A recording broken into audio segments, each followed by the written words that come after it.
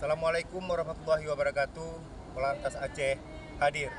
Mohon izin Komandan melaporkan update situasi terkini Desa Ladang Rimba, Kecamatan Trumon Tengah, Kabupaten Aceh Selatan, Senin tanggal 27 November 2023 sekira pukul 12.00 WIB. Seperti yang kita lihat saat ini ketinggian air mencapai mulai dari 20 cm hingga 80 cm.